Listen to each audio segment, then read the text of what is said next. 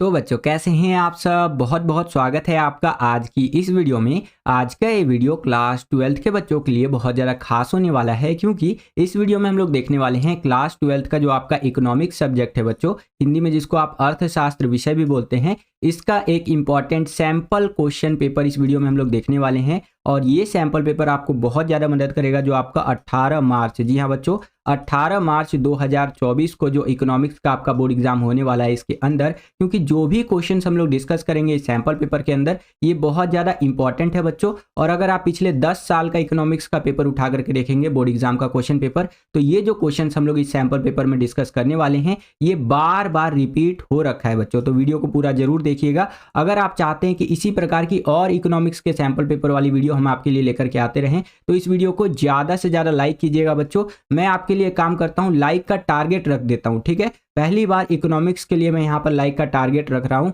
मैं आपसे वादा करता हूँ कि अगर आप इस वीडियो के ऊपर 2500 लाइक पूरे कर देते हैं तो मैं आपके लिए इकोनॉमिक्स के 5+ सैंपल पेपर लेकर के आऊंगा, यानी कि 6 सैंपल पेपर के आसपास लेकर के आऊंगा। साथ ही साथ वन शॉट वाली वीडियो भी लेकर के आऊंगा, ठीक है, दोनों बुक की, और MCQ क्वेश्चन का भी वीडियो लेकर के आऊंगा बच्चों। अगर आप इस वीडियो पर, क्योंकि एक तरह से ये इकोनॉमिक्स का आपका पहले सैंपल पेपर का वीडियो हो गया, ठीक है, तो 2500 लाइक अगर आप कर देते हैं तो मैं आपसे वादा करता हूं कि 5+ सैंपल पेपर, वन शॉट वाली वीडियो दोनों बुक की, और MCQ इंपॉर्टेंट MCQ की वीडियो मैं आपके लिए डेफिनेटली लेकर के आऊंगा। तो देखता हूं कि क्या आप बच्चे इस लाइक के टारगेट को अचीव कर पाते हैं। चलिए आगे बढ़ते हैं वीडियो के अंदर। क्लास 12th है, हमारा सब्जेक्ट है इकोनॉमिक्स, और इकोनॉमिक्स का जो आपका सब्जेक्ट कोड रहता है वो 030 रहता है आपका, यानी 030 हिंदी में, जिसको आप अर्थशास्त्र विषय भी बोलते हैं। इकोनॉमिक्स का जो आपका पेपर होगा वो 3 घंटे का होगा। अधिकतम अंक यानी मैक्सिमम मार्क्स जो रहने वाले हैं वो 70 रहने वाले हैं।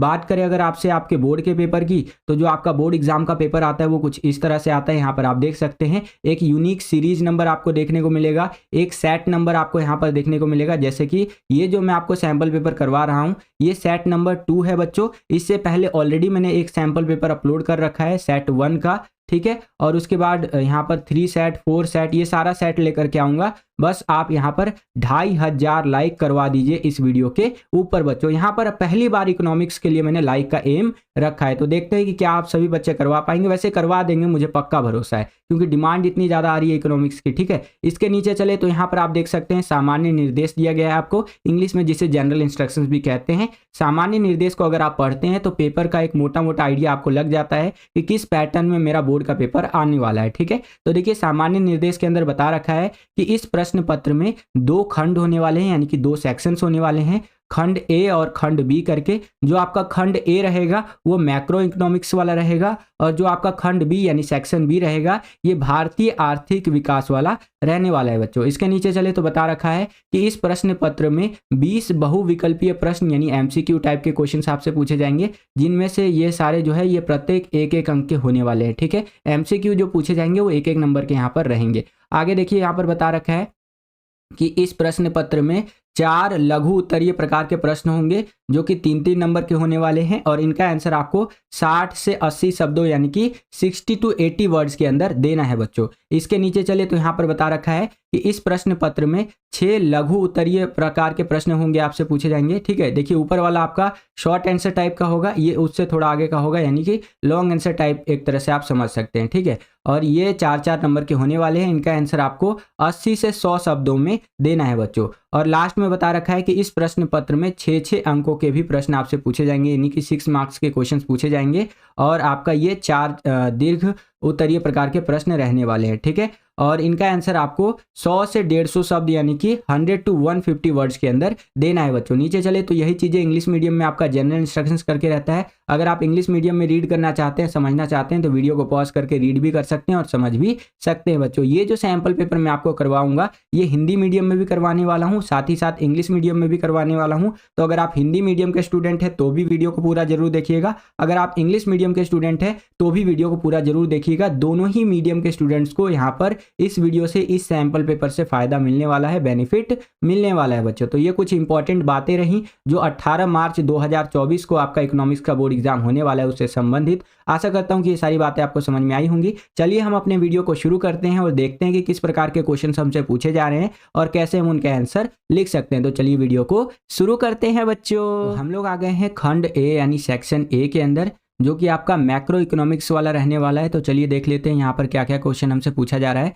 पहला क्वेश्चन है कि निम्नलिखित कथनों को ध्यान से पढ़े। ठीक है, यहाँ पर 2 स्टेटमेंट दे दिया है, इसको ध्यान से पढ़ना है, फिर आपको बताना है कौन सा स्टेटमेंट सही है, कौन सा स्टेटमेंट गलत है। ठीक है, तो पहला वाला स्टेटमेंट यानी कि कथन नंबर 1 क्या कह रहा है कि प्राथमिक तथा द्वितीय जमाएं दोनों ही मांग जमाएं हैं। ठीक है जी। और दूसरा वाला स्टेटमेंट कह रहा है कि प्राथमिक तथा द्वितीय जमाओं दोनों को ही आवश्यकता पड़ने पर चेक लिख करके निकलवाया जा सकता है। तो देखिए बच्चों, दोनों ही बात यहाँ पर सही कह रहा है। कथन नंबर 1 और 2 दोनों ही सत्य है बच्चों। तो सी वाला ऑप्शन आपका करेक्ट आंसर हो जाएगा। सेम यही क्वेश्चन इंग्लिश मीडियम में इस तरह से रहेगा कि read the following statements carefully. Statement number 1 क्या कह रहा है कि both primary and secondary deposits are demand deposit. ठीक है जी। और स्टेटमेंट नंबर 2 कह रहा है कि both primary and secondary deposits can be withdrawn by writing a cheque as and जो है कि व्हेन रिक्वायर्ड करके। तो आपका यहाँ पर सी वाला ऑप्शन करेक्ट हो जाएगा, both statement 1 and 2 are true करके। ओके बच्चों,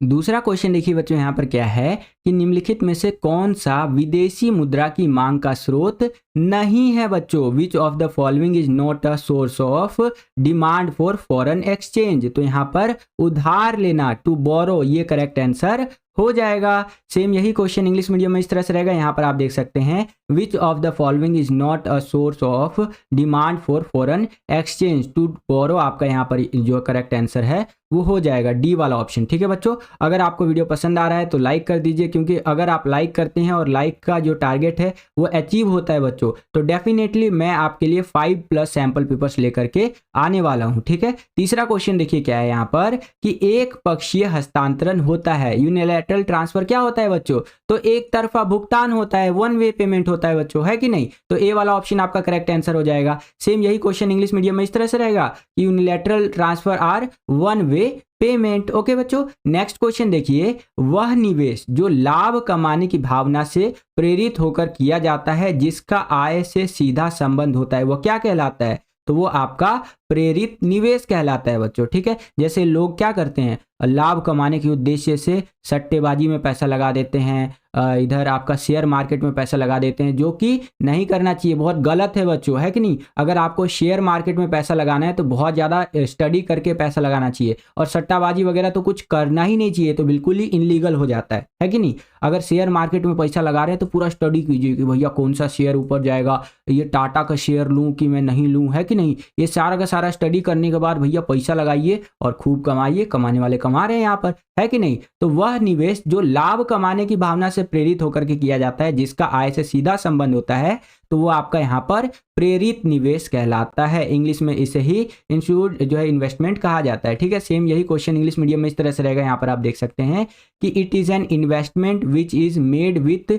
the motive of making profit which is directly related to income. तो आपका इन्वेस्टमेंट करेक्ट आंसर हो जाएगा। नेक्स्ट क्वेश्चन देखिए क्या है, 5वां क्वेश्चन, कि भारत में धन की आपूर्ति बढ़ सकती है यदि, यहाँ पर क्या चीज हो जाए कि भारत के अंदर जो मनी सप्लाई है वो इंक्रीज हो जाएगा। तो देखिए, भारतीय रिजर्व बैंक यानी आरबीआई जो है आपका, वो प्रचलन में अधिक धन डाल देता है, सर्कुलेशन में अधिक मनी यानी एक्स्ट्रा मनी डाल देता है, तो भारत के अंदर क्या होगा, धन की आपूर्ति बढ़ जाएगी बच्चों। नेक्स्ट, वाणिज्यिक बैंक जो कमर्शियल बैंक होते हैं अपने ऋण संचालन का विस्तार करे, यानी कि लैंडिंग ऑपरेशंस जो है उसको एक्सपेंड करे, तो यहाँ से भी भारत के अंदर जो मनी सप्लाई है वो इंक्रीज हो जाएगा बच्चों। अगला है, केंद्र सरकार यानी कि सेंट्रल गवर्नमेंट द्वारा कर दरों को कम किया जाए, यानी कि टैक्स रेट जो है बच्चों उसको अगर कम किया जाता है तो भी भैया यहाँ पर धन की आपूर्ति बढ़ जाएगी। मान लीजिए एक व्यापारी है जो साल का 1000 करोड़ यहाँ पर टैक्स के रूप में देता है, ठीक है, और भारत के अंदर टैक्स रेट अब कम हो गया, तो 1000 करोड़ के बजाय वो 800 करोड़ देगा। ठीक है, अब 800 करोड़ देगा तो 200 करोड़ बच गया ना उसके पास। अब ये 200 करोड़ बच गया तो भारत के अंदर क्या हो रहा है, धन की यहाँ पर आपूर्ति यानी कि सप्लाई बढ़ जाएगी, है कि नहीं। तो ये तीनों ही स्टेटमेंट सही है। अगला स्टेटमेंट है कि भारतीय रिजर्व बैंक ने बैंक दर में वृद्धि की तो भारत के अंदर धन की आपूर्ति बढ़ेगी, नहीं बढ़ेगी बच्चों। अगर आरबीआई हाइक कर देता है बैंक रेट्स को तो धन की आपूर्ति कम और हो जाएगी, क्योंकि देखिए जो आपका बैंक दर होता है वो किससे जुड़ा हुआ होता है, ये कमर्शियल बैंक से जुड़ा होता है। आपने इकोनॉमिक्स में तो पढ़ा ही होगा कि भैया यहाँ पर सब बैंक्स का जो पिताजी है वो कौन है, वो आरबीआई है। ठीक है, और आरबीआई क्या करता है, सभी बैंकों को लोन देता है यहाँ पर शॉर्ट टर्म के लिए और लॉन्ग टर्म के लिए भी। ठीक है, तो उसी में से एक बैंक दर आ जाता है। ये जो बैंक दर होता है बच्चों, इसके रूप में आपको लोन मिलता है जो बैंक्स होते हैं उन सभी को, जैसे एसबीआई हो गया आपका और एचडीएफसी हो गया, है कि नहीं। इस तरह के जो बैंक्स होते हैं इनको लोन दिया जाता है और ये क्या करते हैं, यही लोन लेते हैं और थोड़ा और इंटरेस्ट लगा करके जनता को दे देते हैं। ठीक है, तो अगर भारतीय रिजर्व बैंक क्या करेगा, यही अपना लोन जो देगा वो एक्स्ट्रा देगा। जैसे मान लीजिए कि पहले इन सब बैंकों को जो लोन देता था आरबीआई वो 10% पे देता था। ठीक है, अगर अब यहाँ पर 12% पे लोन देगा तो ये क्या करेंगे, ये भी पहले सस्ते में दूसरों को देते होंगे। मान लीजिए कि आरबीआई से इन्होंने लोन लिया 10% पे, ठीक है, तो ये जनता को देते होंगे 12% या फिर 13% पे, 2 से 3% का प्रॉफिट ये खुद कमाते होंगे। अब आरबीआई ही इनको 12% पे लोन देगा, 12% पे यहाँ पर लोन देगा इंटरेस्ट रेट पर, तो ये क्या करेंगे और लोगों को ये जो लोन बांटेंगे, पैसा बांटेंगे, तो इंटरेस्ट रेट कितना लगाएंगे, 15%।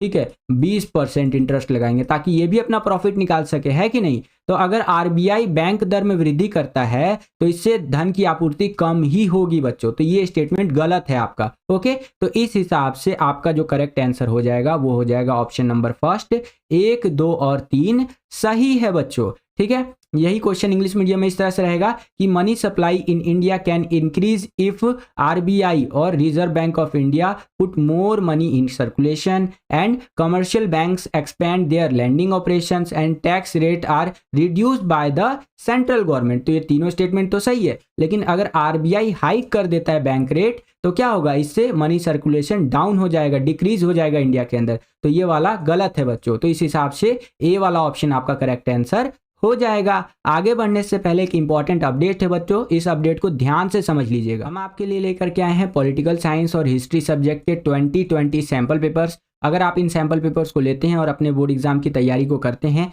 तो आप अपने बोर्ड एग्जाम की तैयारी को नेक्स्ट लेवल पर ले जा सकते हैं। अगर आप इन सैंपल पेपर्स को लेना चाहते हैं तो स्क्रीन पर आपको 2 व्हाट्सअप नंबर दिए गए हैं, दोनों में से किसी एक पर आप कॉन्टैक्ट कर सकते हैं। वैसे तो इसका जो प्राइस है वो 199 रुपये है, लेकिन अभी अगर आप लेते हैं तो केवल 99 रुपीज़ में आपको 20 सैंपल पेपर्स देखने को मिल जाएंगे, हिंदी मीडियम में भी और इंग्लिश मीडियम में भी बच्चों। ठीक है, तो अगर आप इन सैंपल पेपर्स को लेना चाहते हैं तो ले सकते हैं और अपनी एग्जाम की तैयारी को और बेहतर बना सकते हैं बच्चों। ठीक है, चलिए आगे चलते हैं। अब हम लोग आ गए हैं छठे क्वेश्चन के अंदर। यहाँ पर छठा क्वेश्चन देखिए क्या है कि मान लीजिए एक काल्पनिक अर्थव्यवस्था के लिए निम्नलिखित डेटा प्रस्तुत किया गया है।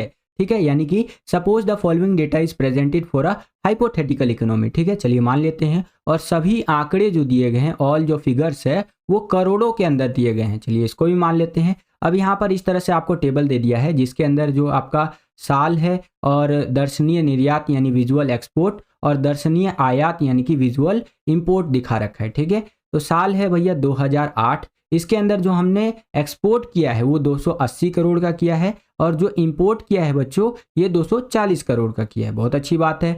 फिर साल है 2018, ठीक 10 साल बाद यहाँ पर जो हमने एक्सपोर्ट किया है वो 580 करोड़ का किया है और जो इंपोर्ट किया है वो 460 करोड़ का किया है। तो यहाँ पर आप देखेंगे तो आपको देखने को मिलेगा ट्रेड बैलेंस देखने को मिलेगा बच्चों, क्योंकि देखिए जितना ज़्यादा आप एक्सपोर्ट करेंगे चीज़ों को उतना ज़्यादा बेनिफिशियल होता है आपके कंट्री के लिए, आपके कंट्री के इकोनॉमी के लिए। ठीक है, जो देश ज़्यादा यहाँ पर इंपोर्ट पे डिपेंडेंट रहता है वो देश भैया यहाँ पर जल्दी बर्बाद होता है। जैसे पाकिस्तान के एग्जांपल ले लीजिए, पाकिस्तान आप देखेंगे बहुत सारी चीज़ें इंपोर्ट करता है। ठीक है, एक्सपोर्ट तो नाम मात्र का, ना के बराबर करता है। ठीक है, इससे क्या होता है कि उनका जो करेंसी है वो वीक होता चला जाता है। एक टाइम पे उनका करेंसी इतना ज़्यादा वीक हो जाता है कि कोई और देश उसके साथ व्यापार करता ही नहीं है कि नहीं। पाकिस्तान बहुत अच्छा एग्जाम्पल है हमारा, श्रीलंका बहुत अच्छा एग्जाम्पल है हमारा, है कि नहीं।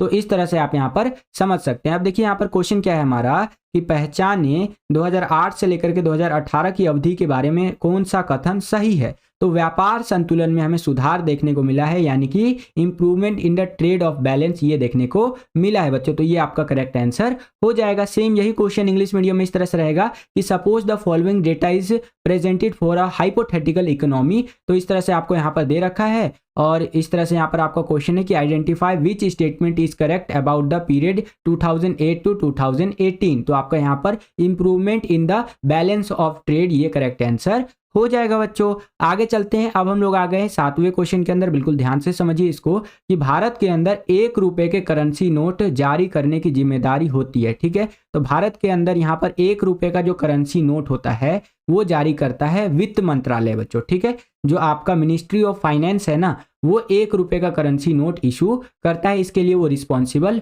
होता है बच्चों। ठीक है, सेम यही क्वेश्चन इंग्लिश मीडियम में इस तरह से रहेगा कि dash is responsible for issuing 1 rupee currency note in India. तो मिनिस्ट्री ऑफ फाइनेंस यहाँ पर आपका करेक्ट आंसर हो जाएगा बच्चों। आगे चलते हैं। अगला क्वेश्चन देखिए, एक भारतीय कंपनी ब्रिटिश कार कंपनी का अधिग्रहण करती है, इस लेन देन को डैश खाते के पक्ष में लिखा जाएगा। तो इस तरह से रहेगा कि आपका an Indian company acquires a British car company, this transaction will be debit in favour of dash account. तो यहाँ पर कैपिटल डेबिट यानी कि पूंजी डेबिट जो है करेक्ट आंसर हो जाएगा बच्चों। ठीक है, सेम यही क्वेश्चन यहाँ पर आप देख सकते हैं इंग्लिश मीडियम में इस तरह से है और कैपिटल डेबिट जो है करेक्ट आंसर हो जाएगा। आगे चलते हैं। अब यहाँ पर 2 स्टेटमेंट दे दिया है, इसको देख लेते हैं भैया। तो स्टेटमेंट नंबर 1 क्या कह रहा है आपका कि मौद्रिक नीति पर सरकार का संपूर्ण नियंत्रण होता है। ठीक है जी, तो ये बात तो बिल्कुल गलत बोल रहा है। ठीक है, कैसे बोल सकते हैं। अगला स्टेटमेंट कह रहा है कि राजकोषीय नीति पर केंद्रीय बैंक का संपूर्ण नियंत्रण होता है, ये बात भी बिल्कुल गलत है। तो यहाँ पर जो आपका करेक्ट आंसर हो जाएगा वो डी वाला हो जाएगा। दोनों कथन 1 और 2 गलत है बच्चों, तो इस हिसाब से डी वाला ऑप्शन आपका करेक्ट आंसर हो जाएगा। सेम यही क्वेश्चन इंग्लिश मीडियम में इस तरह से रहेगा कि स्टेटमेंट नंबर 1 कह रहा है कि the government has complete control over the monetary policy. तो ये गलत है भैया। अगला स्टेटमेंट है कि the central bank has complete control over the physical policy. तो ये भी गलत स्टेटमेंट है, तो इस हिसाब से डी वाला ऑप्शन करेक्ट हो जाएगा कि both the statement 1 and 2 are incorrect. ठीक है, तो ये आपका करेक्ट आंसर हो जाएगा। आगे चलते हैं, इसको बिल्कुल ध्यान से समझिएगा, काफी इंटरेस्टिंग क्वेश्चन है कि यदि $1 80 रुपए 50 पैसे है, ठीक है, तो 2 लाख को बदलने के लिए कितने आपको चाहिए होंगे। ठीक है, जैसे आपको पता ही होगा कि $2 चलता है, ठीक है, $2 चलता है। मैं आपको ना एक बार गूगल पे करके ही दिखाता हूं तो और अच्छे से आपको आइडिया लगेगा बच्चों। तो देखिए एक बार, जैसा कि आपको पता ही होगा कि $2 का जो रेशियो है ये बदलता रहता है। अगर 1 अमेरिकी डॉलर लेकर के आते हैं तो अभी के टाइम पे आपको भारत में 82 रुपये 93 पैसे देखने को मिलेंगे बच्चों। ठीक है, और वही अगर आप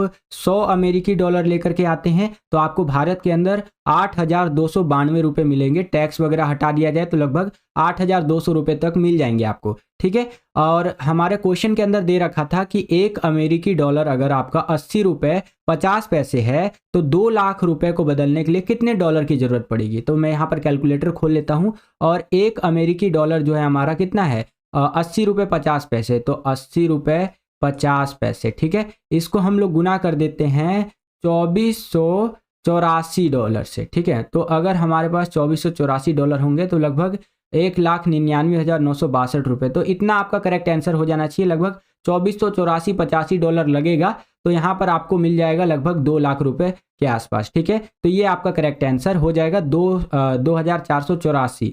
ठीक है, चलिए तो यहाँ पर आप देख सकते हैं जो आपका करेक्ट आंसर हो जाएगा वो हो जाएगा $2484। ठीक है, हालांकि थोड़ा सा $1-2 और एक्स्ट्रा बढ़ा लीजिए या $5 और एक्स्ट्रा बढ़ा लीजिए तब आपका ये अमाउंट कंप्लीट होगा बच्चों। ठीक है, तो वैसे तो अगर चारों ऑप्शनों में से करेक्ट ऑप्शन की बात करें तो ये ए वाला ऑप्शन ही आपका करेक्ट हो जाएगा। $2484 यहाँ पर आपका फिल करना होगा और ये आपका क्वेश्चन पूरा हो जाएगा बच्चों। सेम यही क्वेश्चन इंग्लिश मीडियम में इस तरह से रहेगा। यहाँ पर आप देख सकते हैं if $1 is equal to 18 rupees 50 paisa then how much dollar, बोले तो कितना डॉलर लगेगा अप्रोक्सीमेटली।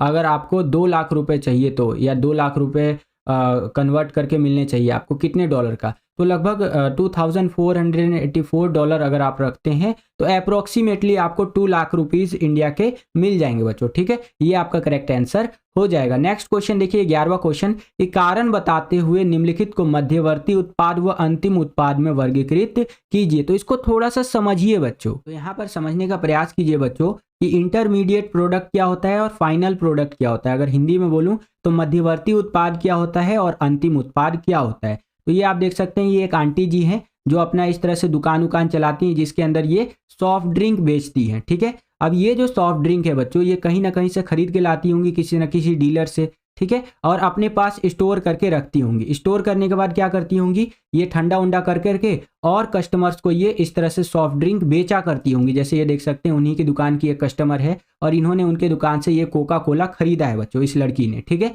तो ये जो कोका कोला है यानी ये जो सॉफ्ट ड्रिंक है, ये किसका एग्जाम्पल हो गया, ये हो गया बच्चों आपका इंटरमीडिएट प्रोडक्ट। ठीक है, यानी कि मध्यवर्ती उत्पाद हो गया ये। ठीक है, क्योंकि आंटी जी ने खरीदा और खरीदने के बाद क्या किया, इसको वापस से सेल कर दिया कस्टमर को, तो इससे क्या हुआ, उनको प्रॉफिट आ गया भैया। ठीक है, तो ये आपका इंटरमीडिएट प्रोडक्ट हो गया। ओके, अब यहां पर समझते हैं अंतिम उत्पाद यानी फाइनल प्रोडक्ट क्या होता है। तो जैसे एक हॉस्पिटल का एग्जांपल अगर मैं लूं तो यहाँ पर एक हॉस्पिटल है, वो हॉस्पिटल क्या करता है, अपने हॉस्पिटल के लिए यहाँ पर इस तरह से बेड वगैरह खरीदता है, ये ताम झाम मशीन उशीन खरीदता है, ये देख रहे हैं इस तरह से। तो ये सब क्या हो गया, एक तरह का इन्वेस्टमेंट हो गया और ये फिक्स एसेट के कैटेगरी में आ जाता है कि नहीं। तो ये हो जाएगा आपका फाइनल प्रोडक्ट, बोले तो अंतिम उत्पाद जिसको आप कह सकते हैं बच्चों। ठीक है, आशा करता हूं कि आपको समझ में आ गया होगा कि इंटरमीडिएट प्रोडक्ट क्या होता है और फाइनल प्रोडक्ट क्या होता है बच्चों। ठीक है, वीडियो अगर आपको पसंद आ रहा है तो लाइक करते चलिएगा बच्चों। अगर आप 2500 लाइक के टारगेट को कंप्लीट कर लेते हैं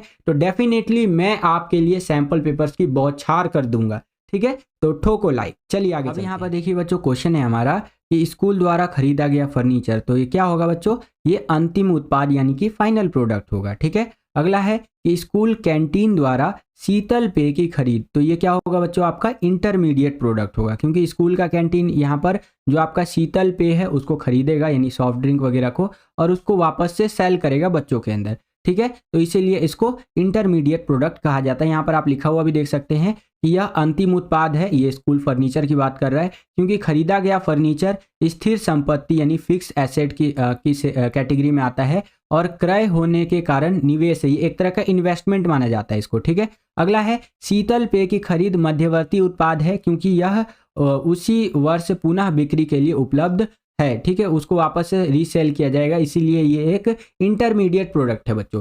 सेम यही क्वेश्चन इंग्लिश मीडियम में इस तरह से रहेगा, ये आप अपनी स्क्रीन पर देख सकते हैं कि give reasons and clarify the following into intermediate product and final product. तो आपका जो फर्नीचर है परचेज किया गया है स्कूल की तरफ से, ये एक इन्वेस्टमेंट है और ये फिक्स एसेट भी है, इसीलिए इसको फाइनल प्रोडक्ट बोलेंगे।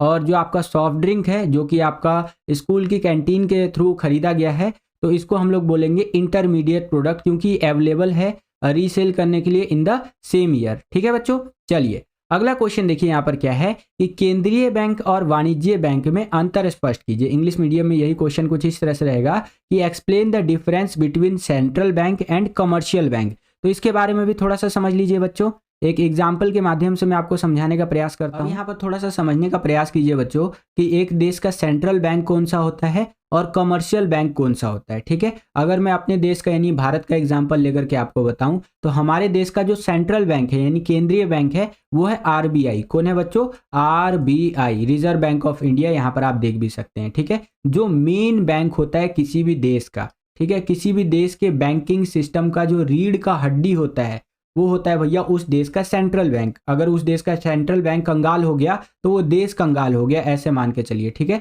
तो हमारे देश का सेंट्रल बैंक कौन सा है, वो है आरबीआई। और हमारे देश में और भी बहुत सारे कमर्शियल बैंक होते हैं बच्चों, ठीक है, जो कि आरबीआई के नीचे काम करते हैं। जैसे आपका एचडीएफसी हो गया, ठीक है, एसबीआई हो गया, आपका एसबीआई का भी इलेक्ट्रोल बॉन्ड का जो सिस्टम वो देखा ही होगा आपने, कैसा सिग्मा वाला रूल था मैंने देखा, मीम आ रखा था उसके ऊपर। जैसे एसबीआई का एक मीम नहीं आता है कि लंच के बाद आना भैया 4 नंबर काउंटर पे जाओ, तो यहाँ पर इलेक्टोरल बॉन्ड का चल रहा था कि भैया आपको जो डेटा है वो पब्लिक करना पड़ेगा, तो यहाँ SBI बोल रहा था कि जून में हम डेटा पब्लिक करेंगे सुप्रीम कोर्ट जी, और सुप्रीम कोर्ट जी भैया एकदम गुस्से में आ गए ऐसा लगता है। तो उन्होंने बोल दिया कि कल तक का टाइम दे रहा हूँ, यहाँ पर डेटा पब्लिक करो, जून वून तक का सिस्टम हटाओ यहाँ पर, ठीक है। तो इस तरह से यहाँ पर रील वगैरह मैंने देखा, उसके अंदर मुझे देखने को मिला था बच्चों। खैर मुद्दे पे आते हैं। तो देखिए, एक सेंट्रल बैंक होता है, बोले तो केंद्रीय बैंक, तो वो हमारे देश में RBI है, ठीक है। और एक होता है भैया कमर्शियल बैंक, जिसके अंदर कई सारे बैंक आते हैं। तो अगर मैं कुछ एग्जांपल दूं तो आपका HDFC हो गया, SBI हो गया,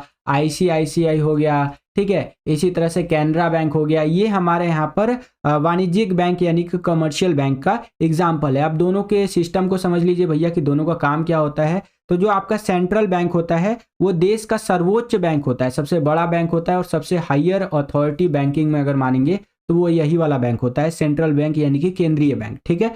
साथ ही साथ ये जो है पूरे बैंकिंग सिस्टम को यहाँ पर कंट्रोल करता है। हमारे देश में RBI जो है पूरे के पूरे बैंकिंग सिस्टम को कंट्रोल करता है, ठीक है। इसका मुख्य उद्देश्य, मेन जो मोटिव होता है वो सेवा करना होता है और जनता के हित के लिए काम करना होता है, ठीक है। लाभ कमाना यानी कि पैसा कमाना इस बैंक का यहाँ पर मोटिव नहीं होता है। यानी कि RBI जो है वो काम करता है हमारे देश के भलाई के लिए, हमारे देश को एकदम स्टेबल रखने के लिए फाइनेंशियली, ठीक है। और यह जनता से डायरेक्टली बिजनेस नहीं करता है। जैसे RBI है तो वो किसी भी कस्टमर से डायरेक्टली डील नहीं करेगी, वो डील किसके साथ करती है, सीधे गवर्नमेंट के साथ डील करती है कि हाँ जी आपको कितने पैसे का जरूरत है, बताइए कहाँ इन्वेस्टमेंट कर रहे हैं, अच्छा यहाँ इन्वेस्टमेंट कर रहे हैं, इस पे इन्वेस्टमेंट मत कीजिए, यहाँ इन्वेस्टमेंट कीजिए, है कि नहीं। तो जो सेंट्रल बैंक होता है उसका डायरेक्ट यहाँ पर रिलेशन किससे होता है, गवर्नमेंट से होता है। अगर वहीं हम बात करें कमर्शियल बैंक यानी वाणिज्यिक बैंक की, तो यहाँ पर आप लिख सकते हैं कि ये जो बैंक होते हैं ये बैंकिंग सिस्टम का ही एक पार्ट होते हैं, और जो सेंट्रल बैंक के थ्रू निर्देश वगैरह आते हैं, ऑर्डर वगैरह आते हैं, उनका पालन करते हैं। जैसे मान लीजिए कि RBI है, कोई भी नोटिफिकेशन जारी करता है तो सभी जो बैंक है, चाहे वो HDFC हो, SBI हो, ICICI हो या कैनरा बैंक हो, सभी को वो मानना पड़ता है, वो कायदा कानून जो RBI के तरफ से लागू किया जाता है, ठीक है। और जो आपका कमर्शियल बैंक होता है बच्चों, इसमें लाभ कमाने का प्राथमिक उद्देश्य होता है। भैया जाहिर सी बात है ये लोग अपना पैसा कमाएंगे, ये इनका फर्स्ट मोटिव होता है, ठीक है। तभी तो ये यहाँ पर जोखिम भरे कार्य भी करते हैं कि नहीं, इन्वेस्टमेंट वगैरह। और ये जनता से प्रत्यक्ष व्यवसाय करते हैं, यानी डायरेक्ट रूप से ये बिजनेस करते हैं जनता से, यानी नॉर्मल पब्लिक से। मान लीजिए कि आपको 10 लाख रुपए लोन की जरूरत है, तो आप RBI के पास थोड़ी ना जाएंगे कि भैया हमको पैसा दे दीजिए। आप तो जाएंगे अपने देश के कमर्शियल बैंक के पास, यानी कि HDFC के पास जाएंगे, SBI के पास जाएंगे, ICICI बैंक के पास जाएंगे, या फिर कैनरा बैंक, जो भी आपका बैंक होगा, एग्जाम्पल के लिए मैं आपको बता रहा हूँ, इनके पास जाएंगे, ठीक है। तो ये जो बैंक होते हैं ये कस्टमर से, यानी कि जो नॉर्मल पब्लिक है, इससे डायरेक्ट बिजनेस करती है। और जो हमारे देश का सेंट्रल बैंक होता है यानी कि RBI, reserve bank of India, ये कस्टमर से, नॉर्मल पब्लिक से डायरेक्ट डीलिंग नहीं करता है, ये गवर्नमेंट से सीधा डील करता है, सेंट्रल गवर्नमेंट से, ठीक है। तो इस तरह से आप यहाँ पर समझ सकते हैं। आशा करता हूँ कि आपको समझ में आ गया होगा कि एक देश का सेंट्रल बैंक क्या होता है, उसके कार्य क्या होते हैं, ठीक है। और एक देश का कमर्शियल बैंक क्या होता है, उसके कार्य क्या होते हैं। जैसे मैंने काम आपको बताया ना दोनों के, हर देश के लिए वही काम आपका यहाँ पर लागू होता है, उसी तरह का काम, ठीक है। तो आशा करता हूँ कि आपको समझ में आ गया होगा बच्चों। जो बातें मैंने आपको बोली है वही सारी चीजें यहाँ पर लिखित रूप में है, आप देख सकते हैं। जैसे केंद्रीय बैंक यानी सेंट्रल बैंक के बारे में बता रखा है कि यह देश का सर्वोच्च बैंक होने के नाते संपूर्ण बैंकिंग व्यवस्था पर नियंत्रण रखता है, यानी कि पूरे के पूरे बैंकिंग सिस्टम पे इसी का कंट्रोल रहता है, ठीक है। इसका मुख्य उद्देश्य सेवा या लोकहित करना होता है, लाभ कमाना इसका एक गौण उद्देश्य होता है। और ये जनता से प्रत्यक्ष व्यवसाय नहीं करता है, डायरेक्ट बिजनेस नहीं करता है, केवल अन्य बैंकों और सरकारों से यहाँ पर ये बिजनेस करता है, ठीक है। इसके नीचे जो बैंक्स आते हैं जैसे HDFC हो गया, ICICI हो गया, उनसे ये बिजनेस करता है, और साथ ही साथ मेनली ये गवर्नमेंट से डील करता है, जो सेंट्रल बैंक होता है, ठीक है। इसके नीचे चले तो यहाँ पर वाणिज्यिक बैंक के बारे में बता रखा है, कमर्शियल बैंक के बारे में बता रखा है कि ये बैंकिंग व्यवस्था का एक अंग मात्र होते हैं और केंद्रीय बैंक के आदेशों का पालन करते हैं, ठीक है। ये बैंकिंग सिस्टम के एक पार्ट होते हैं, और जो सेंट्रल गवर्नमेंट के थ्रू जो नियम कायदा कानून आता है उसका ये पालन करते हैं, और इसके लिए लाभ कमाना प्राथमिक उद्देश्य होता है। ये जो बैंक होते हैं ना, इनका प्राइमरी मोटिव ये होता है कि पैसा कमाओ भैया, ठीक है। तभी तो ये जोखिमपूर्ण कार्य तक में भी धन लगा देते हैं, जैसे इन्वेस्टमेंट वगैरह करना, जहाँ पर ज़्यादा रिस्क रहता है वहाँ पर भी ये इन्वेस्टमेंट ये बैंक्स करते हैं ताकि ज़्यादा से ज़्यादा प्रॉफिट जनरेट किया जा सके, जैसे शेयर मार्केट वगैरह होता है कि नहीं। चलिए आगे देखिए, बता रखा है कि ये जनता से प्रत्यक्ष व्यवसाय करते हैं, डायरेक्ट बिजनेस करते हैं कमर्शियल बैंक्स, ठीक है, जो नॉर्मल पब्लिक होती है उनसे। तो इस तरह से आंसर आपको लिखना है बच्चों। सेम यही क्वेश्चन इंग्लिश मीडियम में इस तरह से रहेगा। यहाँ पर आप देख सकते हैं कि explain the difference between central bank and commercial bank. तो यहाँ पर आप आंसर देख सकते हैं बच्चों, इस तरह से आंसर आपको लिखना है। ओके बच्चों, चलिए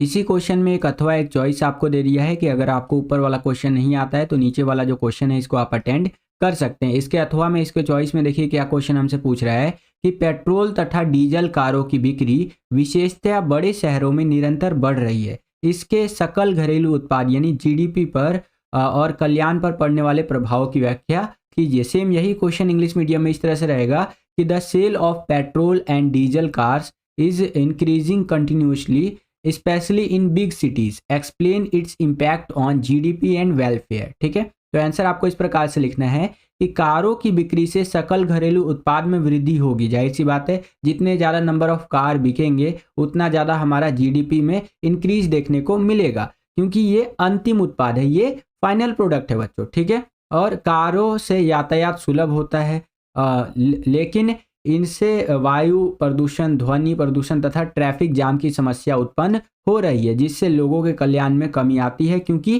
प्रदूषण लोगों के स्वास्थ्य पर बुरा या फिर प्रतिकूल प्रभाव डालता है बच्चों। ठीक है, तो इसका प्लस पॉइंट तो ये है कि भैया ज़्यादातर कार बिक रहा है तो हमारा जीडीपी में इंक्रीज देखने को मिलेगा।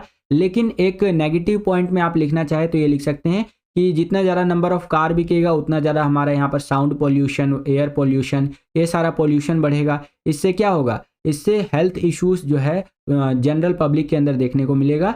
तो ये एक नेगेटिव चीज़ है बच्चों। ठीक है, सेम यही क्वेश्चन इंग्लिश मीडियम में इस तरह से रहेगा और आंसर आपको इस प्रकार से लिखना है बच्चों। आगे चलते हैं, अगला क्वेश्चन देखिए, सरकारी बजट का संसाधनों का पुनः आवंटन उद्देश्य समझाइए। तो आंसर आप इस प्रकार से लिखेंगे कि सरकार अर्थव्यवस्था में अधिकतम लाभ तथा सामाजिक कल्याण के बीच संतुलन स्थापित करने के लिए बजट की सहायता से संसाधनों का पुनः आवंटन करने का प्रयास करती है। ठीक है, तो यहाँ पर गवर्नमेंट ये चाहती है कि जो भी संसाधन है, जो भी यहाँ पर रिसोर्सेज है, उसको सही रूप से डिस्ट्रीब्यूट किया जाए ताकि सभी को बेनिफिट मिल सके। और संसाधनों के पुनः आवंटन हेतु सरकार अलाभदायक क्षेत्रों में निवेश, वृद्धि, करों में छूट तथा आर्थिक सहायता प्रदान कर सकती है। ठीक है, और सरकार स्वयं भी ऐसी वस्तुओं और सेवाओं को उत्पादन कर सकती है जिनके उत्पादन में निजी क्षेत्र की रुचि ना हो। ठीक है, अगर गवर्नमेंट को लगता है कि प्राइवेट प्लेयर्स कोई ऐसा चीज़ नहीं बना रहे हैं जिससे कि उनको फ़ायदा हो, तो गवर्नमेंट बना सकती है, क्योंकि गवर्नमेंट किस लिए है, जनता के लिए है।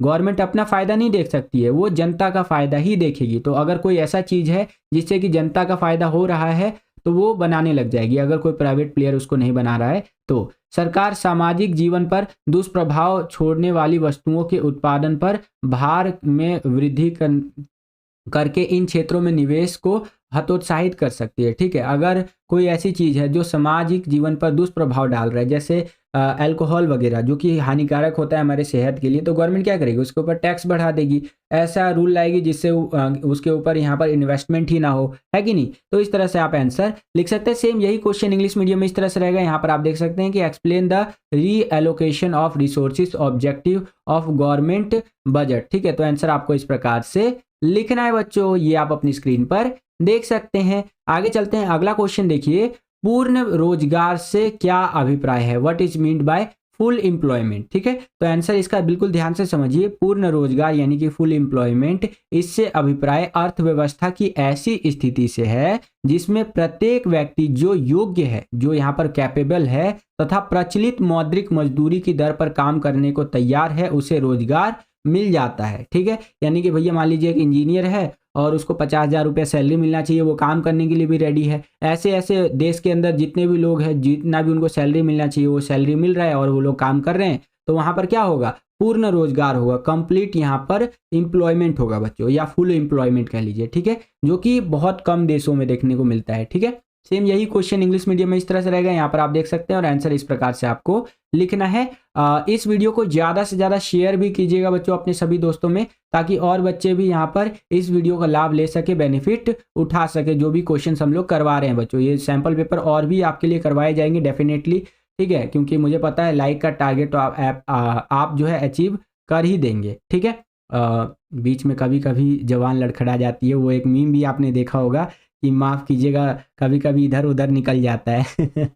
चलिए 15वां क्वेश्चन देखिए, सरकार बजट घाटे से आप क्या समझते हैं, ठीक है। तो यहाँ पर इंग्लिश मीडियम में इस तरह से ये क्वेश्चन रहेगा आपका कि what do you understand by government budget deficit, ठीक है। तो यहाँ पर आंसर इस तरह से आपको लिखना है कि बजट घाटे से अभिप्राय उस स्थिति से है जिसमें सरकार का बजट व्यय सरकार की बजट प्राप्तियों से अधिक होता है। दूसरे शब्दों में बजट घाटा सरकार के कुल व्यय की कुल प्राप्तियों पर अधिकता होता है, ठीक है। भारत सरकार के बजट से संबंधित मुख्य रूप से निम्नलिखित 3 प्रकार के बजट घाटा होता है, जो होता है आपका राजस्व घाटा, राजकोषीय घाटा और प्राथमिक घाटा बच्चों। सेम यही क्वेश्चन का आंसर इंग्लिश मीडियम में आपको इस प्रकार से लिखना है, ये आप अपनी स्क्रीन पर देख सकते हैं बच्चों, ठीक है। चलिए इसी क्वेश्चन में आपको एक अथवा एक चॉइस दे दिया है, यानी कि अगर आपको ऊपर वाला क्वेश्चन नहीं आता है तो नीचे वाला जो ये क्वेश्चन है इसको आप अटेंड कर सकते हैं। इसके अथवा में इसके चॉइस में देखिए बच्चों क्या क्वेश्चन हमसे पूछ रहा है कि मौद्रिक नीति तथा राजकोषीय नीति में अंतर स्पष्ट कीजिए। यही क्वेश्चन इंग्लिश मीडियम में इस तरह से रहेगा कि explain the difference between monetary policy and physical policy. तो इसके बारे में भी समझ लेते हैं। देखिए राजकोषीय नीति की बात करें तो इसका अर्थ होता है इस नीति का संबंध सार्वजनिक आय यानी कि पब्लिक इनकम जो है और पब्लिक का जो खर्चा है, ऋण जो है, बजट जो है, इससे होता है, ठीक है। निर्धारण की बात करें तो इसका निर्धारण वित्त मंत्रालय द्वारा किया जाता है, यानी कि मिनिस्ट्री ऑफ फाइनेंस के द्वारा जो है इसका निर्धारण किया जाता है। प्रभाव की बात करें, ये क्या प्रभाव डालता है आपका राजकोषीय नीति, तो ये प्रभाव डालता है अर्थव्यवस्था के सभी आर्थिक एजेंटों को प्रभावित करती है ये, ठीक है। अगर संगठन की बात करें तो लिख सकते हैं इस नीति के मुख्य संगठन है कर, सार्वजनिक व्यय, वित्त व्यवस्था, घटे की और सरकारी ऋण है बच्चों, ठीक है। अगर मौद्रिक नीति की बात करें तो आप इसका अर्थ लिखेंगे इस नीति का संबंध मुद्रा की पूर्ति, साख की उपलब्धता एवं लागत से होता है। निर्धारण की बात करें तो आप लिख सकते हैं इसका निर्धारण केंद्रीय बैंक के द्वारा किया जाता है, ठीक है। और क्या प्रभाव डालता है ये, तो यह नीति मुख्य रूप से उत्पादकों को प्रभावित करती है, ठीक है। जो भी उत्पादक होते हैं ना, प्रोड्यूसर, उनको ये प्रभावित करती है। संगठन की बात करें तो संगठक की बात करें तो इस नीति के मुख्य संगठक 2 है, मात्रात्मक उपाय, ठीक है, जिसके अंदर आपका बैंक दर आ जाता है, वैधानिक आरक्षित अनुपात आ जाता है, और दूसरा यहाँ पर आप देखिए बता रखा है मार्जिन आवश्यकताएं और साख रासायनिक, ये चीजें आ जाती हैं, ठीक है। सेम यही क्वेश्चन इंग्लिश मीडियम में इस तरह से रहेगा, यहाँ पर आप देख सकते हैं, और आंसर आपको इस प्रकार से लिखते हुए चलना है बच्चों, ठीक है। आगे चलते हैं। अब हम लोग आ गए हैं 16वें क्वेश्चन के अंदर। यहाँ पर आपसे क्वेश्चन पूछ रखा है ऐच्छिक व अनैच्छिक बेरोजगारी के बारे में, ठीक है, कि भैया ऐच्छिक बेरोजगारी क्या होता है और अनैच्छिक बेरोजगारी क्या होता है। तो इसको समझिए बच्चों, ऐच्छिक बेरोजगारी वह होता है जिसके अंदर आपका व्यक्ति जो होता है मजदूरी की प्रचलित दर पर रोजगार या कार्य उपलब्ध होने के बावजूद काम करने को तैयार नहीं होता है। मान लीजिए कि एक व्यक्ति है ए नाम का, ठीक है, और वो यहाँ पर डॉक्टर है, क्या है बच्चों, डॉक्टर। उसको सैलरी मिलना चाहिए यहाँ पर 50,000 का, और 50,000 रुपये उसको सैलरी भी मिल रहा है, और बोला जा रहा है भैया काम कर लीजिए, लेकिन वो तो लाट साहब है भैया, वो बोलेगा अरे हम नहीं काम करते, 50,000 में कौन काम करेगा, और मिलना चाहिए 85,000, ठीक है। वो बोलेगा हम $50,000 में काम करेंगे, INR में सोचो 50,000 में कम करेंगे इस तरह से, तो हम 50,000 में काम नहीं करेंगे, और 50,000 देना ही है तो डॉलर दो, ठीक है। तो ऐसे लोगों को काम मिलेगा, कभी नहीं मिलेगा। तो ये कौन हुए, ये हो गए ऐच्छिक बेरोजगार बच्चों, ठीक है। अब एक आते हैं अनैच्छिक बेरोजगार। ये कौन होते हैं, ये बेरोजगारी का वह रूप है जहां योग्य व्यक्ति बाजार में प्रचलित मजदूरी दर पर काम करने के लिए तैयार है लेकिन रोजगार नहीं मिलता है। भारत में यही वाला बेरोजगारी बहुत ज्यादा देखने को मिलता है, ठीक है। यानी भारत में बहुत सारे युवा लोग हैं जिनको उनका हिसाब से सैलरी नहीं मिलता है कि नहीं। एक टीचर है, गवर्नमेंट टीचर ले लीजिए, तो उसको 50,000, 60,000, 70,000, 90,000 सैलरी मिलता है। ये मैं अपनी आंखों देखी आपको बता रहा हूँ। और वहीं पर उससे भी बढ़िया टीचर, गवर्नमेंट टीचर से भी बढ़िया टीचर, नॉलेज के मामले में, पढ़ाने के मामले में, वो प्राइवेट स्कूल में पढ़ाता है, उसको अच्छा सैलरी नहीं मिलता, उसको 10,000, 15,000, 20,000 सैलरी मिलता है, और काम भी दबा के लिया जाता है उससे, है कि नहीं। तो ये यहाँ पर अनैच्छिक बेरोजगारी एक तरह से हो गया कि भैया हम काम करने के लिए तो रेडी है, लेकिन मार्केट में जितना उसको सैलरी मिलना चाहिए उतना मिल नहीं रहा है। ठीक है, और कई बार तो जॉब ही नहीं मिलता है, मार्केट में सैलरी छोड़िए, जॉब ही नहीं मिलता है, रोजगार ही नहीं मिलता है उतना। मान लीजिए उसको 50,000 यहाँ पे मिलना चाहिए और 50,000 से कम पे भी वो काम करने के लिए तैयार है, लेकिन काम है ही नहीं, है कि नहीं। तो ये आपका अनैच्छिक बेरोजगारी हो जाएगा बच्चों। सेम यही क्वेश्चन इंग्लिश मीडियम में इस तरह से रहेगा, ये आप अपनी स्क्रीन पर देख सकते हैं और आंसर इस प्रकार से आपको लिखते हुए चलना है बच्चों। आगे चलते हैं, अगला क्वेश्चन देखिए क्या है कि वस्तु विनिमय प्रणाली क्या है, इसकी क्या कमियां है ये बताइए। ठीक है, तो इसके बारे में ना एक एग्जाम्पल की सहायता से थोड़ा सा समझने का प्रयास कीजिए बच्चों। यहाँ पर देखिए बच्चों, वस्तु विनिमय प्रणाली को आप ऐसे समझ सकते हैं कि एक व्यक्ति है ए नाम का, ठीक है, यहाँ पर ये व्यक्ति खड़ा है और इसके पास ये ब्रेड है, ठीक है, लेकिन इसका जो मन है वो खाने का है आइसक्रीम। इसको मन कर रहा है यार आइसक्रीम मिल जाता तो मैं आइसक्रीम खा लेता, कोई ऐसा व्यक्ति आता यार जिसको मैं अपना ये ब्रेड दे देता और उससे आइसक्रीम ले लेता, ठीक है। और भैया बहुत ज़्यादा मन कर रहा है कि यार काश इस तरह से एक आइसक्रीम आ जाता, ओए होए होए ठंडी चल रहा है यार, ठंडी में आइसक्रीम खाने का अलग ही मजा है, ठीक है। तो एक व्यक्ति आता है भैया यहाँ पर बी नाम का, ये आप देख सकते हैं बी नाम का व्यक्ति आ गया है और ये इससे बोल रहा है अरे भाई तुम्हारे पास ब्रेड है क्या, मुझे ब्रेड की ज़रूरत थी यार, मुझे ना ब्रेड खाना है, मेरे पास चाय है, चाय के साथ मुझे ब्रेड खाना है, ठीक है, तो क्या तुम अपना मुझे ब्रेड दे दोगे, मेरे पास ये आइसक्रीम है, ये मेरा आइसक्रीम तुम ले लो और अपना ब्रेड मुझे दे दो, ठीक है। तो भैया एकदम डील पक्का हो गया, इसको ज़रूरत थी एक आइसक्रीम की और इसको ज़रूरत थी एक ब्रेड की, तो दोनों ने क्या किया, अपना अपना सामान एक्सचेंज कर लिया। तो इसे ही वस्तु विनिमय प्रणाली यानी कि बार्टर सिस्टम कहा जाता है बच्चों। लेकिन यहाँ पर एक बहुत बड़ी कमी ये है कि ज़रूरी नहीं है कि हर बारी इस आदमी को आइसक्रीम ही चाहिए होगा, कई बार इसका मन करेगा यार मुझे और कुछ खाने का मन कर रहा है, ठीक है। फॉर एग्जांपल मान लीजिए इसको मन करेगा मुझे छोले भटूरे खाने हैं, मुझे मोमोज खाना है कि नहीं, तो ये इस आदमी के पास थोड़ी ना जाएगा, ये किसी और आदमी को ढूंढेगा और ऐसे करके पता नहीं कितने आदमी को ढूंढता फिरेगा जिसके पास छोले भटूरे होंगे, मोमोज होंगे, है कि नहीं। तो ये एक बहुत बड़ा ड्रॉबैक था कि भैया ज़रूरत आपका ऐसा नहीं है कि हर टाइम एक ही चीज़ का ज़रूरत पड़ेगा, तो आप अपने सामान के बजाय कोई और सामान भी ले सकते हैं। जैसे मान लीजिए इसका ब्रेड है, ये तो सस्ता होगा, ठीक है, और ये आइसक्रीम ये महंगा होगा, तो अगर ये एक आइसक्रीम इसको देता है तो इसके बदले इसे 2 ब्रेड मिलना चाहिए, क्योंकि ब्रेड तो सस्ता होगा, आइसक्रीम महंगा, भैया 50-100 रुपये का आइसक्रीम आएगा, ब्रेड 10 रुपये का आ जाएगा, है कि नहीं। तो यहाँ पर थोड़ा सा कॉस्टिंग को लेकर के भी इशू रहता था, इसीलिए लोग वस्तु विनिमय प्रणाली ज़्यादा करना पसंद नहीं करते थे। उसी के बाद हमारा यहाँ पर करेंसी का प्रचलन आया, कॉइन्स का प्रचलन आया, आपने देखा, ठीक है। अभी के टाइम पे आपको यहाँ पर नोट वगैरह देखने को मिलेगा, कॉइन देखने को मिलेगा, और ये जो चीज़ है ये सबको चाहिए भैया, पैसा सबको चाहिए, है कि नहीं, और आपका कॉइन वगैरह सबको चाहिए, क्योंकि देखिए हर एक चीज़ की एक वैल्यू लगा दी गई है करेंसी के फॉर्म में। मान लीजिए एक ब्रेड खरीदना है तो 10 रुपये में मिल जाएगा, आपको इंडिया की बात कर रहा हूँ, ठीक है। आपको एक आइसक्रीम खरीदना है तो 10 का भी मिल जाएगा, 20 का भी होता है, 50 का भी होता है, और अगर आप अंबानी परिवार से बिलोंग करते हैं तो 10 करोड़ का भी आइसक्रीम होता होगा, है कि नहीं, इस तरह से।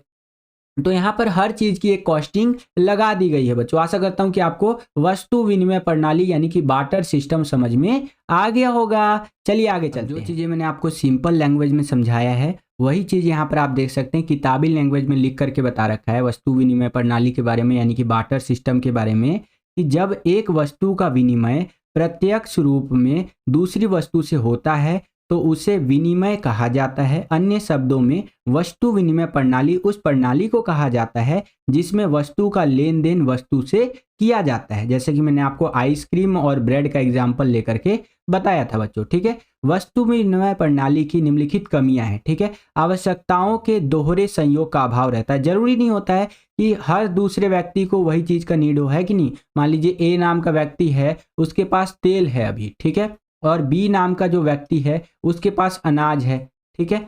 तो वो चाहता है कि उसका अनाज कोई ले ले, लेकिन वो चाहता है इस तेल वाले व्यक्ति को कि भैया ये जो तेल वाला व्यक्ति है ये इसका अनाज ले ले और तेल दे ले, लेकिन ये ए वाला व्यक्ति नहीं चाहता है इसका अनाज लेना। इसको मन पसंद है भैया यहाँ पर छोले भटूरे, वो चाहता है मुझे छोले भटूरे मिल जाए, ठीक है। तो वो अपना तेल इसको नहीं देगा, वो तो छोले भटूरे वाले आदमी को देगा ना। तो ये अनाज वाला व्यक्ति तो बिना तेल का सब्जी बनाएगा अपने घर में, है कि नहीं। तो ये यहाँ पर आप देख सकते हैं कि दोहरे संयोग का अभाव देखने को मिलता है, ठीक है। साथ ही साथ सामान्य लेखा इकाई का अभाव रहता है और स्थगित भुगतान के नाम मानक का अभाव देखने को मिलता है, ठीक है। सेम यही क्वेश्चन इंग्लिश मीडियम में इस तरह से रहेगा कि what is barter system, what is it's drawback, ठीक है। तो यहाँ पर आप आंसर देख सकते हैं, इस प्रकार से आंसर आपको लिखना है बच्चों। इसके आगे चले तो यहाँ पर आप देख सकते हैं हम लोग आ गए 17वें क्वेश्चन के अंदर। 17वें के ए में देखिए क्या क्वेश्चन है कि विदेशी मुद्रा की पूर्ति के स्रोतों का वर्णन कीजिए, ठीक है, यही क्वेश्चन इंग्लिश मीडियम में आपका कुछ इस तरह से रहेगा। यहाँ पर आप देख सकते हैं कि describe the sources of supply of foreign exchange. तो यहाँ पर आंसर आप देख सकते हैं कि विदेशी मुद्रा की पूर्ति कैसी होती है। यहाँ पर आपका विदेशों द्वारा घरेलू बाजारों में प्रत्यक्ष वस्तुओं व सेवाओं की खरीद से होता है और विदेशियों द्वारा प्रत्यक्ष निवेश से किया जाता है। भैया हमारे पास जो फॉरेन रिजर्व आता है या विदेशी मुद्रा कह लीजिए, जिसको हम फॉरेन रिजर्व के रूप में रखते हैं, ठीक है, तो वो कैसे आता है? अगर बाहर का कोई व्यक्ति डायरेक्ट इन्वेस्टमेंट कर दे, है कि नहीं, बाहर का कोई व्यक्ति हमारे यहाँ से सामान खरीद ले तो उनका पैसा हमारे देश में आ जाता है।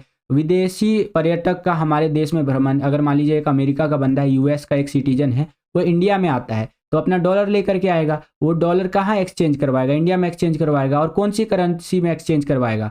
वो यहाँ पर इंडियन रुपीज में उसको एक्सचेंज करवाएगा, ठीक है। और अपने देश तो वो पैसा लेकर के जाएगा नहीं हमारे यहाँ का, क्योंकि अमेरिका में हमारे यहाँ का पैसा थोड़ी ना चलेगा, तो वो पैसा यहीं खर्च कर देगा। साथ ही साथ अपना जो देश का पैसा लाया था वो भी हमारे पास आ गया, है कि नहीं। इसीलिए गवर्नमेंट भी यहाँ पर प्रमोट करता है टूरिज्म को, ठीक है। और साथ ही साथ बताया गया है विदेशों में रहने वाले अनिवासी भारतीय द्वारा भेजा गया धन या प्रेषण। कई बार ये देखा गया है, मोस्ट ऑफ द टाइम, कई बार क्या बोलूँ, मोस्ट ऑफ द टाइम जो यहाँ पर एनआरआई होते हैं बच्चों, जो बाहर रहते हैं, नॉन रेजिडेंशियल इंडियन जिसको आप कहते हैं, बाहर जो रहते हैं, वो इंडिया के अंदर पैसे भेजते हैं अपने घर वालों को, है कि नहीं। मान लीजिए एक व्यक्ति है जो कि इंग्लैंड में रह रहा है, ठीक है, तो वहाँ से वो भेजेगा आपका पाउंड। अब 1 पाउंड इज इक्वल टू आज के टाइम पे अराउंड आपका 100 या 102 रुपये के आसपास हो रखा है, सोचिए। तो वो वहाँ से मान लीजिए 100 पाउंड भी भेजता है तो कितना हो गया? लगभग 10,000 के आसपास हो गया, ठीक है। तो इस तरह से जब वो 100 पाउंड इंडिया में भेजा तो वो तो हमारे पास स्टोर हो गया ना, हमने उसको आईएनआर में कन्वर्ट करके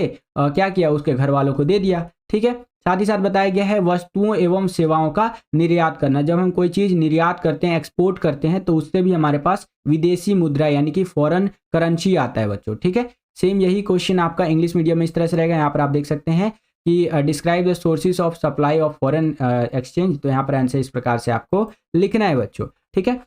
इसके बी में एक और क्वेश्चन था आपका कि विदेशी मुद्रा मांग के स्रोतों का वर्णन कीजिए। तो आंसर इस तरह से लिखेंगे कि विदेशों में वस्तुओं और सेवाओं की खरीद के लिए विदेशों में वित्तीय परिसंपत्ति जैसे बॉन्ड, शेयर खरीदने के लिए, इसके लिए हमें ज़रूरत पड़ती है। सिंपल सा क्वेश्चन है कि भैया यहाँ पर हमें बाहर का पैसा का ज़रूरत पड़ता क्यों है? मान लीजिए डॉलर हमारे देश में आ गया तो उससे क्या करेंगे हम उस डॉलर को लेकर के? वो तो अमेरिकी करेंसी है, ठीक है। तो हम उस डॉलर से ये कर सकते हैं कि विदेशों में वस्तुओं व सेवाएं खरीद सकते हैं, ठीक है। और विदेशों में वित्तीय परिसंपत्तियां जैसे बॉन्ड खरीद सकते हैं, शेयर खरीद सकते हैं, विदेशी मुद्राओं के मूल्यों पर सट्टेबाजी कर सकते हैं, ठीक है। जैसे मान लीजिए कि $1 हमारे पास है, ठीक है, तो उसको अगर मैं रखे रहूं तो हो सकता है आज वो डॉलर का कीमत 80 रुपये है तो कल 82 रुपये हो जाए। ये इंडियन करेंसी में बता रहा हूँ, हर करेंसी में डॉलर का रेट ऊपर नीचे होता रहता है। जैसे आज से कुछ साल पहले $1 के बदले पाकिस्तान में 200 रुपये मिल जाते थे, वहाँ के रुपए के हिसाब से बता रहा हूँ। आज वही $1 के बदले लगभग 250 से लेकर के 280 रुपये मिलते हैं। सोचिए कितना बड़ा जंप देखने को मिला है कि नहीं। और विदेशों में प्रत्यक्ष निवेश यानी कि डायरेक्ट इन्वेस्टमेंट आप कर सकते हैं, दुकान खरीद सकते हैं, मकान खरीद सकते हैं, फैक्ट्री खरीद सकते हैं। तो इसके लिए हमें यहाँ पर विदेशी मुद्रा चाहिए होती है, विदेशी मुद्रा की मांग होती है बच्चों, ठीक है। और इसके स्रोत बता रखे हैं यहाँ पर। आशा करता हूँ कि आपको समझ में आया होगा। सेम यही क्वेश्चन आपका इंग्लिश मीडियम में इस तरह से रहेगा, describe the sources of foreign exchange demand. तो आंसर आपको इस प्रकार से लिखना है बच्चों, ये आप अपनी स्क्रीन पर देख सकते हैं।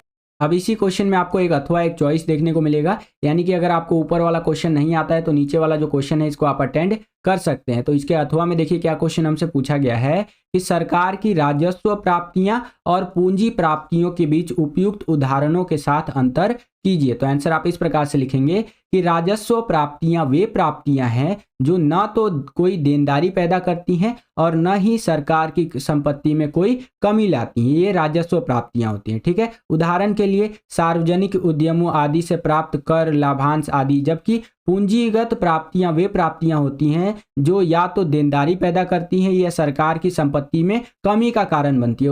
उदाहरण के लिए उधार देना, ठीक है, विनिवेश करना आदि, ठीक है। सेम यही क्वेश्चन इंग्लिश मीडियम में इस तरह से रहेगा, यहाँ पर आप देख सकते हैं। और आंसर आपको इस प्रकार से लिखते हुए चलना है बच्चों, ठीक है। आगे चलते हैं, अगला क्वेश्चन देखिए कि प्रत्यक्ष कर तथा अप्रत्यक्ष कर में उदाहरण की सहायता से अंतर स्पष्ट कीजिए। डायरेक्ट टैक्स क्या होता है और इनडायरेक्ट टैक्स क्या होता है? तो देखिए हम लोग भी भैया करोड़ों रुपए टैक्स दे चुके हैं। अब आप बोलेंगे कि सर जी करोड़ों रुपया टैक्स दे दिए, कैसे बताइए जरा। तो देखिए, एक होता है आपका डायरेक्ट टैक्स, ठीक है, और एक होता है इनडायरेक्ट टैक्स। डायरेक्ट टैक्स वो होता है जो हम डायरेक्टली गवर्नमेंट को पे करते हैं। एक होता है इनडायरेक्ट टैक्स, ये हमें दिखता नहीं है लेकिन डेली बेसिस पे हम लोग पे करते हुए आए हैं। एग्जाम्पल के लिए आपने कोलगेट खरीदा, ठीक है, कोलगेट आपने 10 रुपए का खरीदा, तो कोलगेट के उस पैकेट पे आप लिखा हुआ देखेंगे इंक्लूडिंग ऑल टैक्सेस, ठीक है, यानी कोलगेट के उस 10 रुपए के पैकेट की एक्चुअली जो कीमत है वो 7 रुपए है, ठीक है। 1 रुपए के आसपास जो है उस कंपनी को बच रहा है, तो हो गया 8 रुपए यहाँ पर, ठीक है, और 1 रुपए यहाँ पर डिस्ट्रीब्यूटर और जो दुकानदार उसको बेच रहा है वो कमा रहा है, तो हो गया टोटल 9 रुपए, और 1 रुपया के लगभग उस पे ऊपर टैक्स लग गया। मैं अपने हिसाब से आपको बता रहा हूँ, ये चीज ऊपर नीचे हो सकता है। तो यहाँ पर 1 रुपये आपने उस 10 रुपए के कोलगेट के पैक को खरीदने के लिए पे किया इनडायरेक्ट टैक्स के रूप में, जो कि आपको दिखा नहीं, आपको तो लगा अरे 10 रुपये का कोलगेट है खरीद लेते हैं, लेकिन वास्तविकता में वो 9 रुपए का था। 1 रुपये आपने टैक्स भरा है उसके ऊपर। इसी प्रकार से बहुत सारी सामान एक दिन में आप खरीदते होंगे, चाहे आप दाल खरीदे, चीनी खरीदे, या तेल खरीदे, सरसों का तेल, या और भी कोई सामान खरीदे जो पैक्ड होता है, ठीक है, सब पे आप इनडायरेक्ट टैक्स दे रहे हैं, समझ रहे हैं। तो इस तरह से सोचिए आपके पिताजी ने कितना करोड़ों रुपया टैक्स दे दिया होगा अपने पूरे जीवन काल में, ठीक है, आप कितना ज्यादा टैक्स देते हुए आए हैं। इसीलिए तो भैया गवर्नमेंट इतना पैसा हमसे वसूलती है, तो हमें उसके भुगतान के रूप में अनाज देती है फ्री में, ठीक है, फ्री में और बहुत सारी चीजें देती है। बहुत सारे स्कीम्स चलते हैं गवर्नमेंट के, जैसे गवर्नमेंट लोगों को घर बनाने के लिए पैसा प्रोवाइड करती है, जिसे सरकारी आवास योजना वगैरह कहा जाता है कि नहीं, और डीबीटी के थ्रू आता है, डायरेक्ट बैंक ट्रांसफर के थ्रू यहाँ पर वो सारी चीजें आती हैं बच्चों, ठीक है। चलिए अब इसके बारे में जो लिखा हुआ है इसको समझ लेते हैं। प्रत्यक्ष कर यानी कि डायरेक्ट टैक्स क्या होता है, तो इस कर के भुगतान का दायित्व और वास्तविक भार एक ही व्यक्ति पर पड़ता है, ठीक है। जैसे मान लीजिए एक बिजनेसमैन है, ठीक है, और उस बिजनेसमैन ने 1 साल में यहाँ पर 100 करोड़ रुपए कमाया, ठीक है, तो इस 100 करोड़ में से जो भी गवर्नमेंट टैक्स डिसाइड करेगी उसको देना पड़ेगा। मान लीजिए गवर्नमेंट ने बोला कि भैया आपकी कुल कमाई का 30% आपको टैक्स के रूप में देना पड़ेगा, तो यहाँ पर 100 करोड़ में से 30% उसको देना पड़ेगा, तो 30 करोड़ उसको गवर्नमेंट को देना है, देना ही देना है, ठीक है, इस हिसाब से देना ही देना है। तो देखिए टैक्स के लिए भी जो आपका डायरेक्ट टैक्स होता है ना, उसके लिए भी यहाँ पर टैक्स स्लैब्स होते हैं, ठीक है, आप इकोनॉमिक्स के स्टूडेंट है तो आपको पता ही होगा ये चीज, ठीक है। चलिए आगे देखिए, बता रखा है कि इस कर के भार को आगे टाला नहीं जा सकता है। ऐसा नहीं है कि भैया 1 साल में आपने 100 करोड़ कमाया और आप बोल देंगे कि अरे गवर्नमेंट जी, सरकार जी, इस साल मत ना लीजिए, अगले साल ले लीजिएगा, एक काम करते हैं कि नहीं, इस साल ना हमारा बेटी का थोड़ा शादी आ गया है तो उस पर थोड़ा खर्चा करना है। तो गवर्नमेंट बोलेगी ना भैया ना, पैसा कमाए हो तो टैक्सवा देना पड़ेगा, आखिरकार हमरे देशवा में कमाए हो ना, तो टैक्स देने में क्या शर्म है, टैक्स दो भैया, है कि नहीं। उदाहरण के लिए आयकर टैक्स, संपत्ति का कर, ठीक है, जो आपका इनकम टैक्स होता है, प्रॉपर्टी का टैक्स होता है, ये देना ही देना पड़ता है, और ये डायरेक्ट टैक्स की कैटेगरी में आता है बच्चों। एक होता है इनडायरेक्ट टैक्स, जिसे हिंदी में आप अप्रत्यक्ष कर भी बोलते हैं। इस कर के भुगतान का दायित्व और वास्तविक भार अलग अलग व्यक्तियों पर पड़ता है, ठीक है। यहाँ पर किसी एक व्यक्ति पर पूरा का पूरा बर्डन नहीं पड़ता, इस तरह के टैक्स का अलग अलग व्यक्तियों पर पड़ता है बच्चों। इस कर के भार को आगे टाला जा सकता है। ये जो कर होता है, ये जो टैक्स होता है, इसका जो बर्डन होता है ना, इसको आगे टाला जा सकता है, बोला जा सकता है अरे आगे दे दिया जाएगा इस तरह से, या गवर्नमेंट भी छूट दे देती है कई बार, है कि नहीं, तो इसको आगे टाला जा सकता है। उदाहरण के लिए उत्पाद कर हो गया, बिक्री कर हो गया, है कि नहीं, इस तरह से आंसर आप लिख सकते हैं। सेम यही क्वेश्चन इंग्लिश मीडियम में इस तरह से रहेगा। यहाँ पर आप देख सकते हैं कि differentiate between direct tax and indirect tax with the help of example. तो इस तरह से आंसर आप लिखेंगे। यहाँ पर आप देख सकते हैं डायरेक्ट टैक्स क्या होता है, इसके लिए रिस्पॉन्सिबल होता है कोई एक पर्सन, ठीक है, उसको ही पूरा बर्डन झेलना पड़ता है और पैसा पे करना पड़ता है। और the burden of this tax can not be further जो कि डिफरेड, यानी कि इसको आगे बढ़ाया नहीं जा सकता है। एग्जाम्पल के लिए income tax and property tax, ठीक है। और इसके आगे बता रखा है इनडायरेक्ट टैक्स के बारे में कि ये जो होता है आपका, इसको आगे बढ़ाया जा सकता है और इसका जो बर्डन होता है ये डिफरेंट पर्सन्स के ऊपर आता है, ठीक है। और the burden of this tax can be deferred further, यानी कि इसको आगे बढ़ाया जा सकता है। और एग्जांपल दे रखा है इनडायरेक्ट टैक्स का आपका, कि जैसे एक्साइज टैक्स हो गया, सेल टैक्स हो गया, ठीक है, इस तरह से और भी कई सारे टैक्स होते हैं जो इनडायरेक्ट टैक्स की कैटेगरी में आते हैं बच्चों। तो आशा करता हूं कि आपको समझ में आया होगा। यही था आज का ये वीडियो। इसके आगे अगर हम लोग देखें तो आपका सेक्शन बी आ जाता है, जिसके अंदर इंडियन इकोनॉमिक डेवलपमेंट से क्वेश्चन आपसे पूछे जाएंगे। तो इस सेक्शन को करेंगे हम लोग इसी सैंपल पेपर के पार्ट 2 वाली वीडियो में। जैसे इसका पार्ट 2 का वीडियो बन जाएगा, उसका लिंक आपको डिस्क्रिप्शन बॉक्स में देखने को मिल जाएगा। तो डिस्क्रिप्शन बॉक्स जरूर चेक कर लीजिएगा, वहां पर आपको अगले पार्ट का वीडियो का लिंक देखने को मिल जाएगा। आज की इस वीडियो के लिए इतना ही बच्चों। बस बच्चों, यही था आज का ये वीडियो। आशा करता हूं कि आपको ये वीडियो पसंद आया होगा। अगर आपको ये वीडियो पसंद आया तो ज़्यादा से ज़्यादा इस वीडियो को लाइक कीजिए। जितना ज़्यादा वीडियो को आप लाइक करते हैं उतना ज़्यादा हमारा मोटिवेशन बढ़ता है और वीडियोस को बनाने के लिए। चैनल पर अगर आप नए आ गए हैं,